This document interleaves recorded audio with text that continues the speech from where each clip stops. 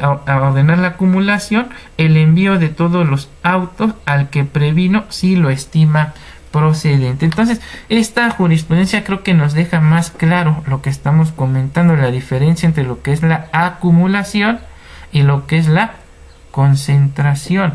La acumulación, como lo vimos, la resuelve un órgano de carácter jurisdiccional y donde se puede plantear un conflicto de competencias, ¿sí?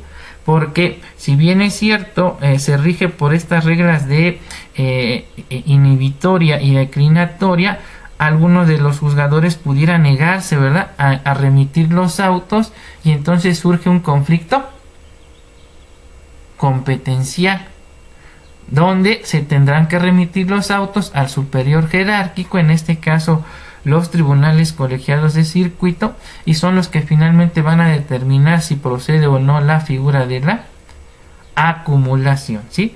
La concentración ya vimos quién la resuelve, es el pleno, el pleno del Consejo de la Judicatura Federal, es decir, un órgano de carácter administrativo, y mediante los acuerdos que precisamente emita el pleno para resolver la figura de la concentración, y donde además se tiene que acreditar, como ya lo vimos, que se afecta el interés social.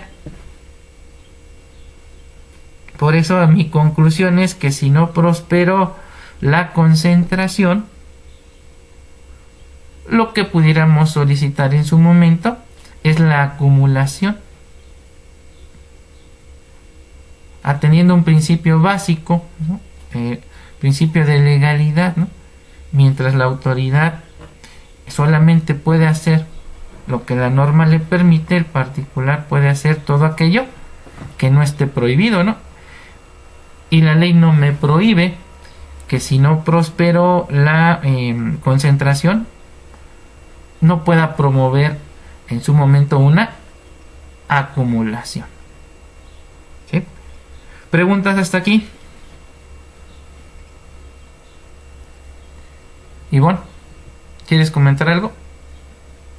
Sí, profesor. Entonces, la concentración lo resuelve el órgano administrativo. Esto es el Consejo de la Judicatura. Y dijiste es un ejemplo, pero lo perdí. Y luego dijiste la acumulación lo resuelve el órgano jurisdiccional, que puede ser el Tribunal Colegiado de Circuito o la misma Suprema Corte. Y ahí dijiste que es competente, ¿correcto? Bueno, puede ser competente. Bueno, estamos hablando de cuestiones de competencia, porque si un órgano le solicita a otro que deje de conocer y el último dice tengo que seguir conociendo, surge un conflicto competencial. Esto, sí, un conflicto entre los juzgados porque ambos quieren sostener su competencia. Acuérdense que un conflicto de leyes, por eso es importante la teoría general un conflicto competencial, surge cuando dos o más jueces a un mismo tiempo quieren conocer de un asunto determinado o bien se niegan a conocer. Entonces, en esos casos, como estamos hablando de jueces con la misma jerarquía, tiene que resolverlo un órgano superior, en este caso un tribunal colegiado, y es el que finalmente va a decir si procede o no la acumulación. Si dice que procede, entonces le va a ordenar al que se negó a abstenerse de conocer a que lo haga y le remita los autos al que se declaró competente. O bien puede decir no procede la acumulación, te regreso tu competencia juzgado, vamos a decir segundo de distrito, y tu competencia juzgado quinto. Lo van a resolver por secuela separada. ¿Sí? Por eso es que surge un conflicto competencial. Ahí sí tienen que ver cuestiones de carácter objetivo, porque recae sobre el órgano jurisdiccional sin importarnos el sujeto titular. Y el primero, que es de concentración, es subjetivo, ¿verdad? No, también es objetivo.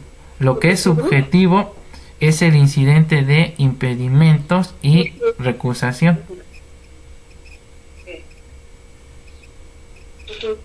Sí, profesor, gracias. ¿Sí? Leo, ¿quieres comentar algo? Sí. Nada más bien una pregunta. Ahorita con relación a lo último, donde nos hacías referencia, doctor, que si no, como conclusión, si no prospera nuestro incidente de concentración, podemos entonces agotar el de acumulación. Y esto tendría que ser dentro del mismo término. Bueno, en relación al término, vamos a ver qué nos dicen.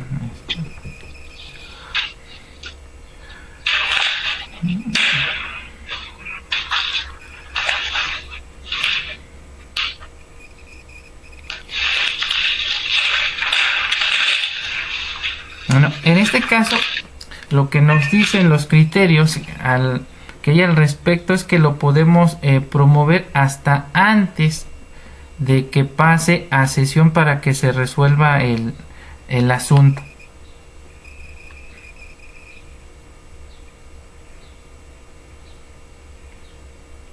Y lo que se pretende, como comentamos, es evitar que existan sentencias contradictorias.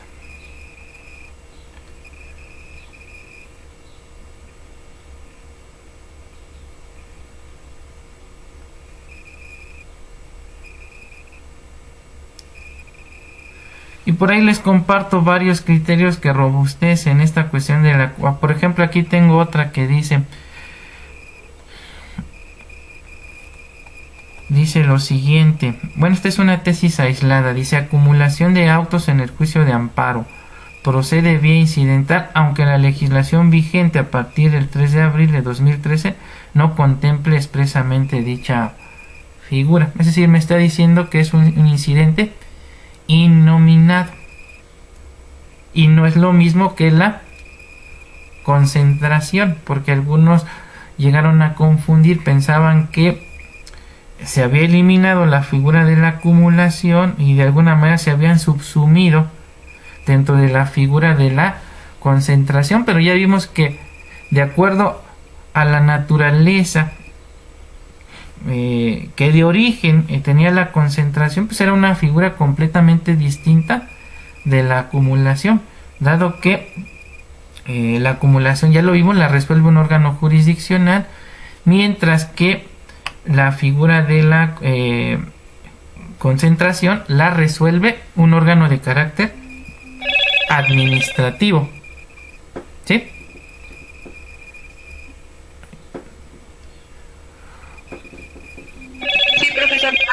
Aunque esto escucha como sinónimos, las figuras son totalmente diferentes. Así es. Una es innominada, una la resuelve un órgano jurisdiccional, la otra la resuelve un órgano administrativo. Entonces, sí es como estudiar un poco las características de cada una, porque sí te llegas como que sientes que son sinónimos finalmente. Sí, incluso los propios autores te confunden, porque como es tan compleja su naturaleza, vamos a decirlo, todo parte de que no distinguen entre lo que es un acto materialmente administrativo y los denominados actos administrativos lato sensu y actos de tribunales propiamente dicho. Si tuvieran bien las nociones de la diferencia entre estos actos, no se confundirían. Pero yo leía a diversos autores y me confundían. Dije, a ver, a ver, vámonos directamente a la ley de amparo. Cuando leí ya el artículo 13 de la ley de amparo, dije, a ver, no, aquí me está hablando propiamente de actos materialmente administrativos. Y ya de ahí tuve que irme al artículo 5º, fracción primera, para poderles explicar a ustedes la diferencia entre lo que es el interés jurídico, el interés legítimo, y luego ya buscar los acuerdos que ha emitido al respecto la Corte. Y como les comentaba, los primeros dos nos reiteraban esta cuestión de que la concentración pues únicamente se daba cuando se tratara de actos materialmente administrativos. Sin embargo, en el último acuerdo ya se desviaron completamente de lo que refería el artículo 13 y ahora nos dicen que también es procedente cuando los quejosos argumenten contar con un interés jurídico, pero además se deberá acreditar que con la resolución de dichos asuntos se va a causar una afectación al interés social, ¿sí?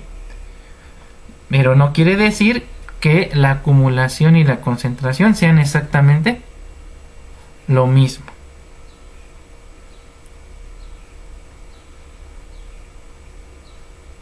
¿Hasta aquí alguna pregunta? Doctor. Sí.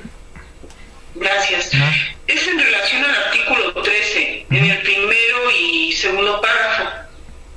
Es decir, bueno, yo para no arrastrar el error, porque posiblemente esté equivocada, en el párrafo primero podemos decir que hablamos de acumulación y en el segundo de concentración para los actos materialmente administrativos. No, el artículo 13 solamente me habla de la concentración.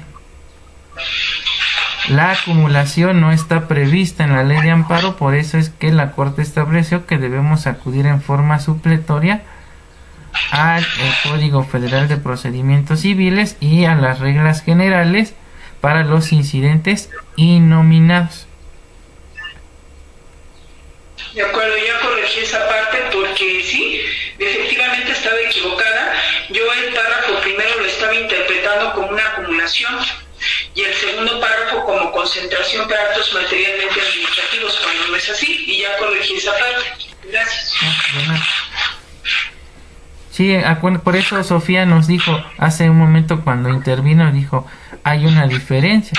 La acumulación es innominada, no está regulada dentro de la ley. Y hace rato incluso le di una lectura a la jurisprudencia y nos lo robustece la Corte, donde nos dice que si bien es cierto no existe o no está reglamentada en la actual legislación, no quiere decir que no esté vigente. Aquí nos dice nuevamente el rubro, dice acumulación de autos en el juicio de amparo procede en vía incidental, aunque la legislación vigente a partir del 3 de abril de 2013 no contemple expresamente dicha figura. Es decir, la acumulación como tal no está regulada de manera específica en la ley de amparo. ¿Sí? Por eso es que tenemos que acudir en forma supletoria a lo que establece el Código Federal de Procedimientos Civiles. Y la concentración sí cuenta con una regulación específica y está en el artículo 13 de la Ley de Amparo y en los acuerdos generales que emite el Consejo de la Judicatura Federal con base en ese artículo 13 de la Ley de Amparo. ¿Alguna otra duda en relación a estas dos figuras? Bueno, propiamente la que estamos analizando es la acumulación.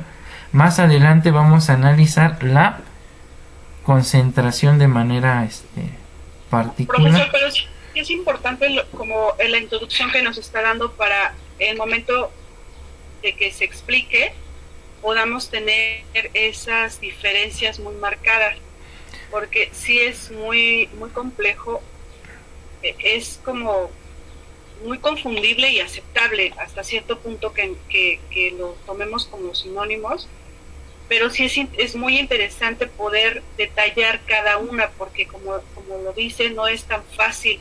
Entonces es como un reto para...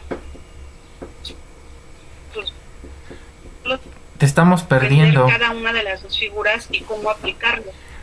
Sí, y sobre todo porque, le digo, la mayoría de los autores que consulté confunden ambas figuras, piensan que se está hablando exactamente de lo mismo. Es más, hay muchas ideas erradas por parte de los principales amparistas. Ya saben que a mí me gusta consultar diversos autores y voy creando mis propios materiales, ¿no?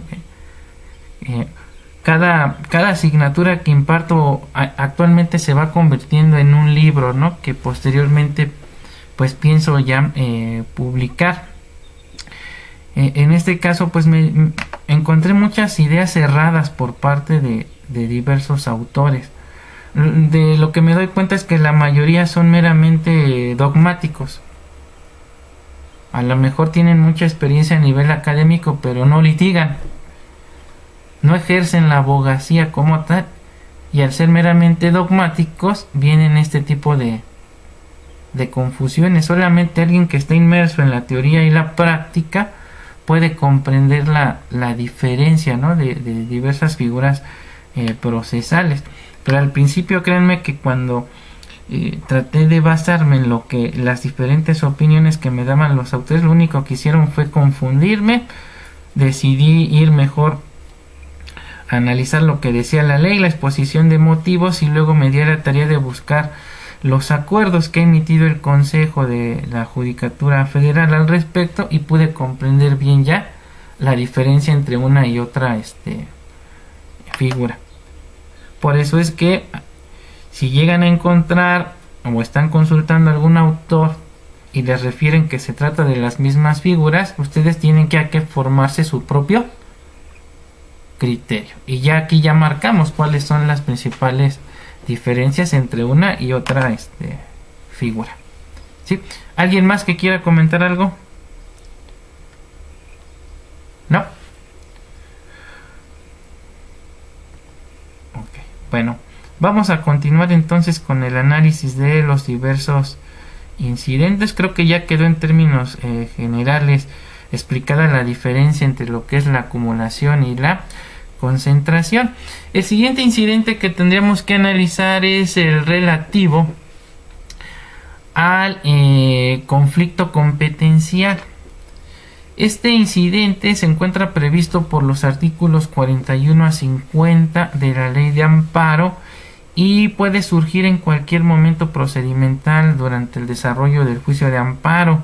Este se resuelve de oficio entre los órganos jurisdiccionales federales, excepto cuando alguna de las partes estima que el juzgado de distrito o tribunal unitario de circuito debe conocer de un determinado juicio de amparo, en cuyo caso deberá tramitarse a petición de estas. En dicho supuesto, el interesado debe acudir ante el tribunal colegiado de circuito para que en su caso, con las constancias exhibidas durante el incidente por parte de quien promueve dicha incidencia, resuelva en el plazo de 48 horas si es procedente o no la incidencia.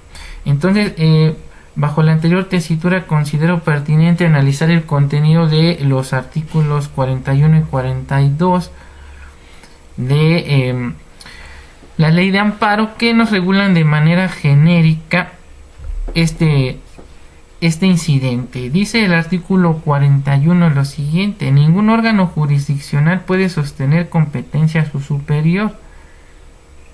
Es decir, me está diciendo de manera tácita quién es el que va a resolver en su momento si existe un conflicto competencial. O sea, sí me puedes negar la competencia cuando estamos de igual a igual, como hace rato lo analizábamos en el incidente anterior, donde un juez, vamos a suponer el juez quinto de distrito en materia administrativa de la Ciudad de México, le solicita al juez decimotercero en materia administrativa se abstenga de conocer de un asunto y le remita los autos, porque pretende acumularlos al existir conexidad, ¿sí?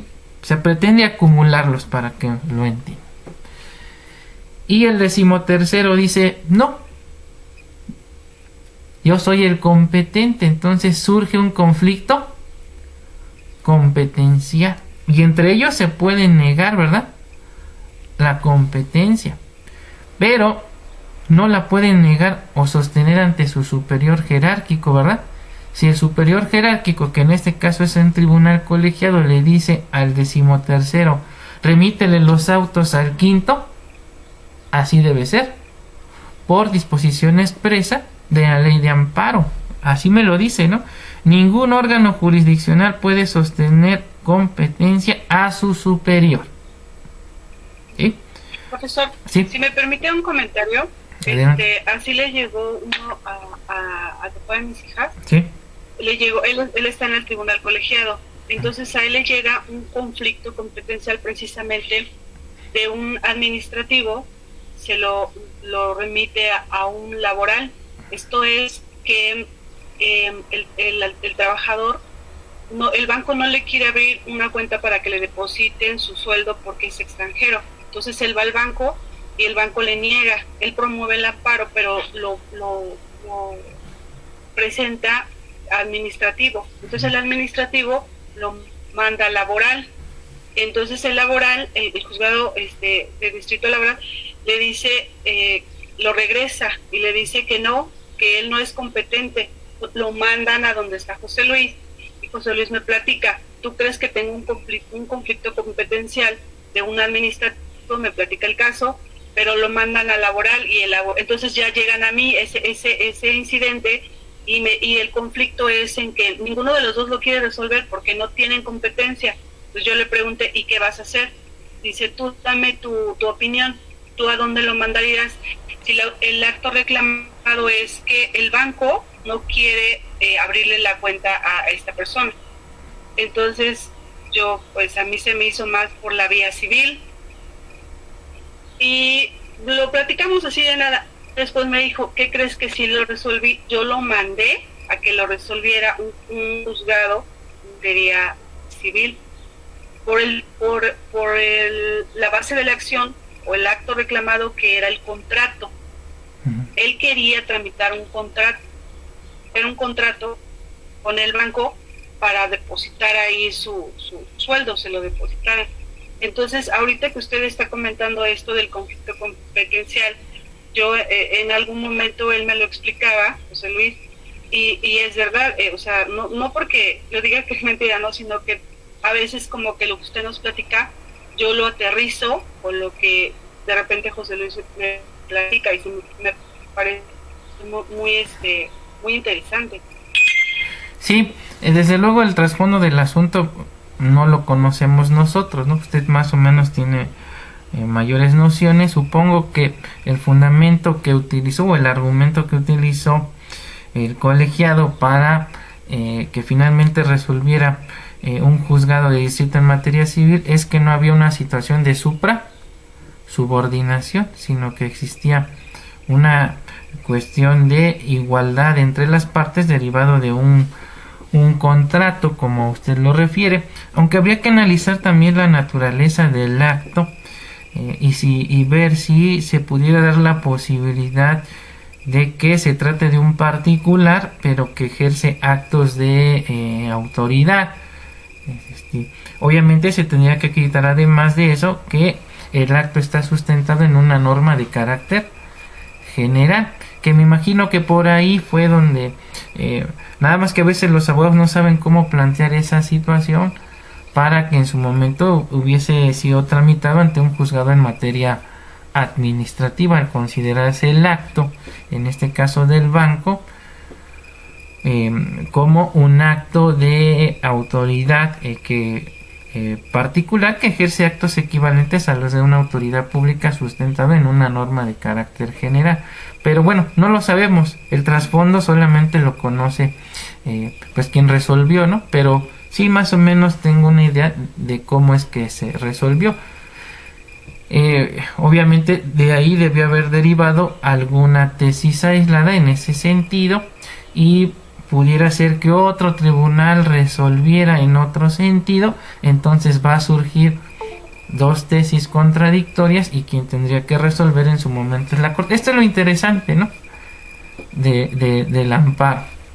O sea, el hecho de que resolviera en ese sentido no implica que sea el criterio que va a prevalecer de manera definitiva, porque otro colegiado pudiera resolver en sentido contrario y entonces se tendrá que hacer la denuncia por contradicción de tesis y la corte es la que finalmente tendría que resolver qué criterio es el que va a prevalecer. ¿Se acuerdan? Ya con antelación hace aproximadamente año y medio también les hablaba de esta cuestión de los incrementos a los descuentos por parte del FOBISTE, que se discutía si era un acto civil, un acto materialmente administrativo o si se vulneraban o no los derechos laborales de los trabajadores. Y también pasaba eso, el juzgado de distrito en materia civil se declaraba incompetente y se los mandaba a los de materia administrativa y a su vez a laboral. En algunos circuitos se determinó que era el conflicto de materia laboral y quien debía conocer son los juzgados de distrito en materia laboral. En la Ciudad de México dijeron no, se trata de un acto materialmente administrativo, y finalmente la Corte resolvió que es un acto materialmente administrativo. Pero para eso tuvieron que surgir todos estos conflictos, ¿no? Finalmente la Corte resolvió ya de manera definitiva que son actos materialmente administrativos. Bien, ahora retomando el tema que estamos analizando, el artículo 42 de la Ley de Amparo me refiere que luego de que se suscite una cuestión de competencia, se suspenderá todo procedimiento con excepción de lo relativo al incidente de suspensión del acto reclamado. Ahora, por su parte, el artículo 43 de la Ley de Amparo, de manera específica, me establece la forma en cómo deberán resolverse las cuestiones competenciales que se susciten entre las salas de la Suprema Corte, en cuyo caso el conflicto entre las salas deberá ser resuelto, en este caso por el Pleno de la Corte, que es nuestro máximo tribunal. En ese sentido, entonces, el numeral en comento refiere lo siguiente, dice: cuando alguna de las salas de la Suprema Corte de Justicia de la Nación tenga información de que otra sala está conociendo de cualquier asunto a que aquella le corresponda, la requerirá para que cese en el conocimiento y remita los autos. Dentro del término de 3 días, la sala requerida dictará resolución y si estima que no es competente, remitirá los autos a la requirente. Si considera que es competente, hará saber su resolución a la requiriente, suspenderá el procedimiento y remitirá los autos al presidente de la Suprema Corte de Justicia de la Nación para que el Tribunal Pleno resuelva lo que proceda. Cuando se turne a una de las salas de la Suprema Corte de Justicia de la Nación un asunto en materia de amparo y éste estime que no es competente para conocer de él, así lo declarará y remitirá los autos a la que estime competente.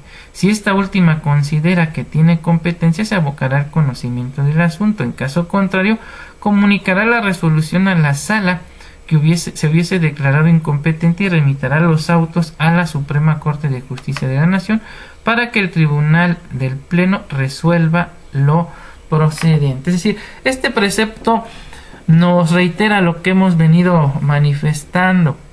Los tribunales de igual jerarquía sí pueden negarse o sostenerse la competencia, ¿verdad? Porque estamos hablando que están en igualdad de circunstancias, pero no puede negarse o sostener la competencia ante su superior jerárquico. Es decir, aquí me está planteando la situación de que una sala considera que otra sala está conociendo de un asunto que le compete resolver a la primera, ¿sí?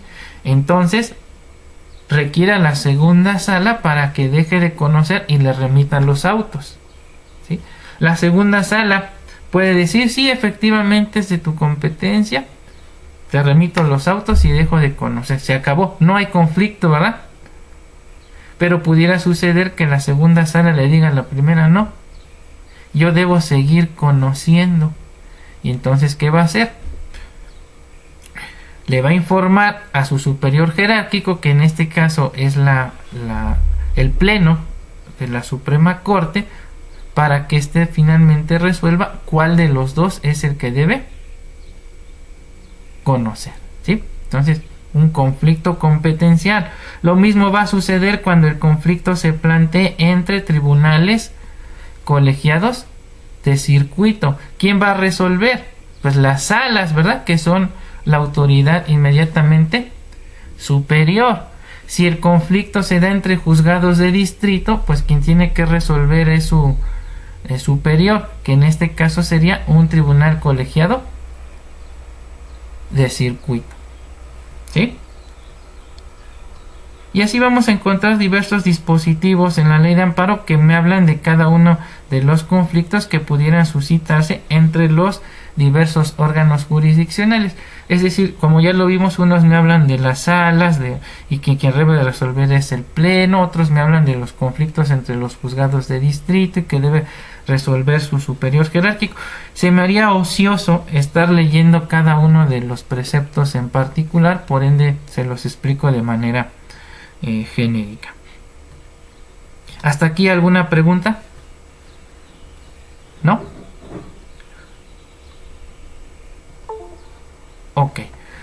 Bueno, entonces después tenemos lo que es el incidente de objeción de obtención de documentos. Este incidente se encuentra normado en lo dispuesto por el artículo 121 de la ley de amparo, por lo que para la procedencia de este incidente es requisito previo y sine qua non que alguna de las partes carezca de algún documento necesario como elemento probatorio, el cual se encuentra en los archivos de alguna dependencia pública. Y para instar al juzgador de amparo, previamente se debe requerir dicho documento a la dependencia pública.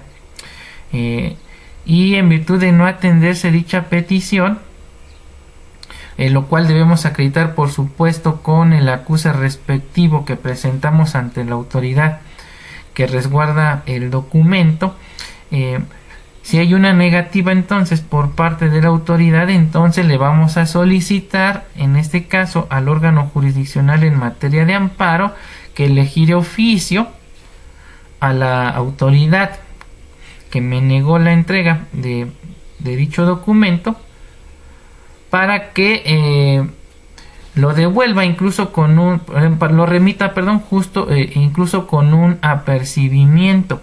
Este trámite es de previo y especial pronunciamiento y en la práctica yo ya lo promoví en una ocasión. Tuve bastante problemas, por eso es que no me gusta la materia civil, porque es un batallar. Cuando llego a agarrar asuntos de esta naturaleza, pues ya lo sabemos, que para que te hagan un oficio, que para que te permitan ver el expediente lo pierden, no lo encuentran, no fue la persona a la que se le encargaron y fue un batalla. En el caso particular lo que promoví fue un amparo por tercero extraño a juicio contra un juzgado en materia civil en la Ciudad de México, y donde para acreditar el interés jurídico pues yo requería copia certificada de el expediente de origen. Se promovió en su momento una prescripción adquisitiva donde prosperó, se ordena protocolizar un contrato de compraventa y se ordena una inscripción del contrato en el registro público de la propiedad. ¿Sí? Hasta ahí todo parece bien, pero para acreditar yo mi interés jurídico en el juicio de amparo pues tenía que acreditar que contaba con él mismo. Entonces, aunado a la escritura, requería yo de la sentencia, ¿no?, para acreditar esta situación. La cuestión es que solicito al órgano jurisdiccional del juicio natural que me expida copia certificada. Me dicen véngase tal día, pague sus derechos, y el día que tengo que acudir pues no encontraban el expediente estaba extraviado. Véngase mañana para ver si ya está el expediente. Bueno, voy y no lo encontraban. Finalmente estaba en una de las gavetas, pero hasta el fondo. Me imagino que no lo metieron bien, se cayó y se fue y pues no lo encontraron. Bueno, ya lo encontraron. De ahí ya saben que se tiene que turnar a una persona para que se encargue de fotocopiar el expediente, y luego ya me dicen véngase tal día. Bueno, llega el día y pues que se había ido de vacaciones la persona a la que le habían turnado el expediente, y es otra vez batallar para que lo turnen, y así me traían.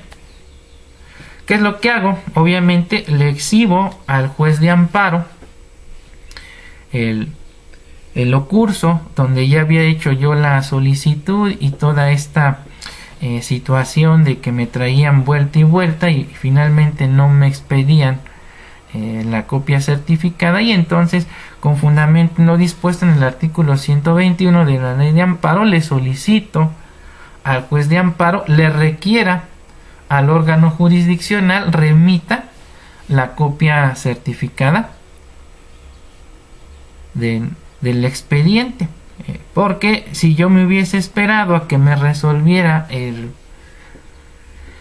juzgado de origen, pues créanme que se me iba a pasar el tiempo para la celebración de la audiencia y entonces no iba a poder ofrecer dicha documental.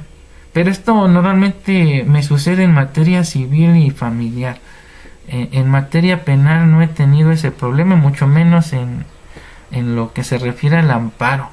Pero lo que son los juzgados civiles y familiares es un batallar constante, porque siempre me pierden el expediente, no saben a quién lo turnaron. Finalmente está por ahí, o lo tiene el Ministerio Público adscrito al juzgado y no tienen la delicadeza. Entiendo también que están saturados de trabajo y que a veces se les pasa anotar en su libro respectivo a quién se le turnó el asunto, pero todo eso a nosotros como litigante pues nos va poniendo como piedritas en el camino, ¿no? Entonces es un ejemplo, ¿sí?, donde podemos promover esta incidencia. Sí, Sofía, adelante. Profesor, es un incidente de previo y especial pronunciamiento, entonces quiere decir que suspende el procedimiento hasta que no remitan los documentos a la autoridad competente.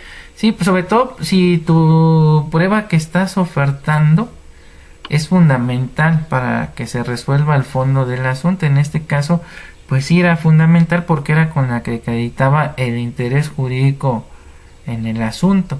Obviamente, si no la exhibía, me iban a declarar en la audiencia constitucional la improcedencia y el sobreseimiento del juicio por no haber acreditado el interés jurídico. Entonces, en ese sentido, ante esta situación de que el juzgado civil pues no me entregaba la copia certificada, pues tuve que verme en la necesidad de solicitarle al órgano jurisdiccional le requiriera, en este caso, al juez civil la entrega de las copias. Este incidente también lo he promovido no solamente en materia de amparo, también lo he promovido en los juicios de nulidad.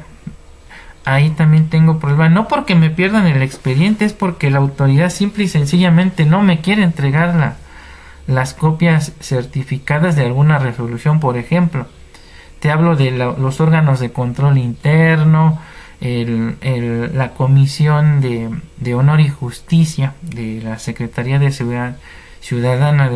Normalmente no te quieren aportar las copias certificadas de sus resoluciones, porque saben que es donde consta la violación a los derechos humanos o a los preceptos legales que estás impugnando a través de algún mecanismo de defensa, y entonces te ves en la necesidad de requerirle al órgano jurisdiccional les requiera bajo apercibimiento de que remitan las copias de los documentos que solicitaste, o se les impone una multa.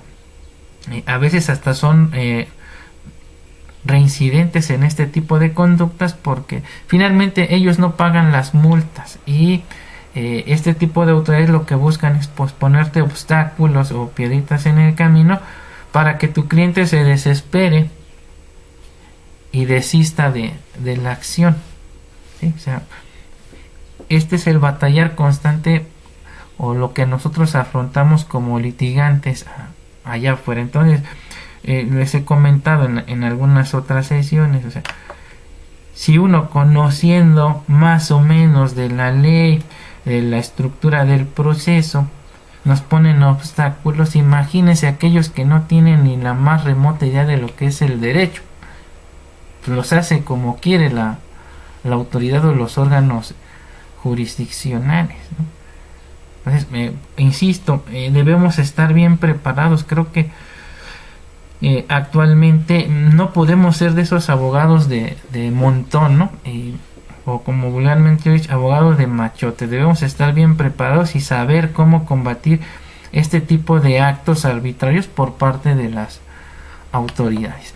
¿Alguna pregunta en relación a este incidente? Sofía, ¿quieres comentar algo?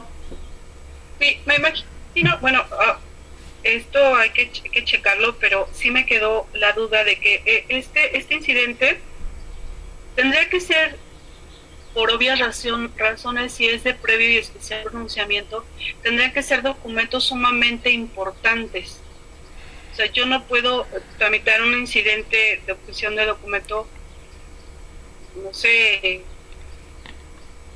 un documento X, vaya, sino tiene que ser, me imagino, pues normalmente son documentales públicas, ¿sí? En el caso de tu servidor, normalmente pues litiga la materia administrativa y mi documento, vamos a decir, base de la acción es la resolución en la cual se le destituyó, se le inhabilitó, se suspendió al funcionario. Y aunque está obligada la autoridad a entregarme copia del mismo, a veces no quieren porque saben que vas a impugnar la determinación. Entonces, en ese sentido vas y le solicitas la copia y te dicen no. Incluso te hablan de que debe haber secrecía, cuestiones que a lo mejor eran aceptables en el sistema anterior.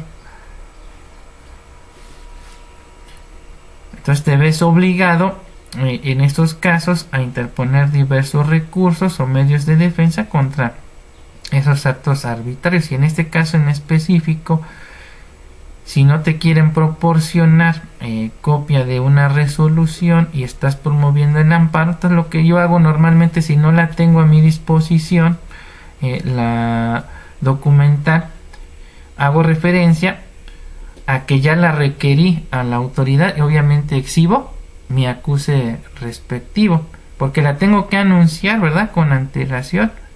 Acuérdense, son 5 días antes de la celebración de la audiencia, entonces debo tener cuidado con esa temporalidad. Y si no la tengo a mi disposición, exhibo, ¿sí? Exhibo el acuse respectivo.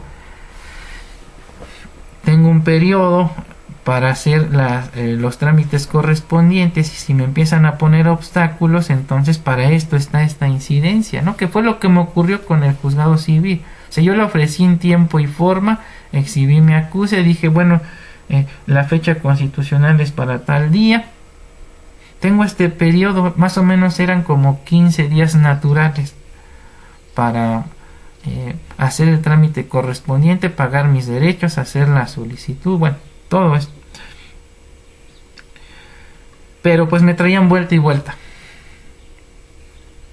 Entonces dije, no, se me va a pasar el periodo para el ofrecimiento y no la voy a poder ofertar. Y entonces es que con base en el artículo 121 de la ley de amparo, le solicito al juez de amparo requiera, ¿sí?, en este caso a la responsable, para que remita la copia certificada, y máxime que ya se había hecho la solicitud, ya había acreditado pagar los derechos y no había causa justificada para que me negaran la entrega de la misma. No sé si alguno de tú, Leo, alguna vez has tenido problemas en este sentido y te veas en la necesidad de promover esta incidencia.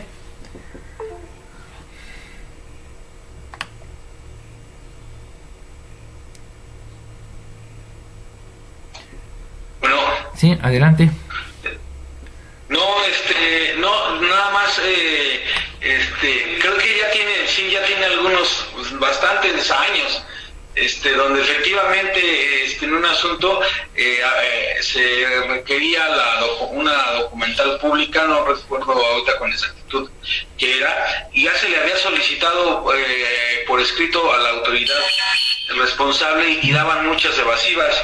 Entonces con el acuse de esta promoción donde se le había solicitado el documento que estudia las copias certificadas, se le hizo el conocimiento al juez al juzgado de distrito para que por su conducto con medidas de apremio se le solicitara dichas constancias, y máxima que ya era, bueno, no se le había solicitado por escrito una vez, sino habían los acuses dos acuses, y en menos de, en 24 horas ya habían remitido los documentos, cosa de que si yo por mi vía lo hubiera seguido solicitando, pues me iban a poner trabas, porque sabían precisamente pues que íbamos a impugnar esa situación.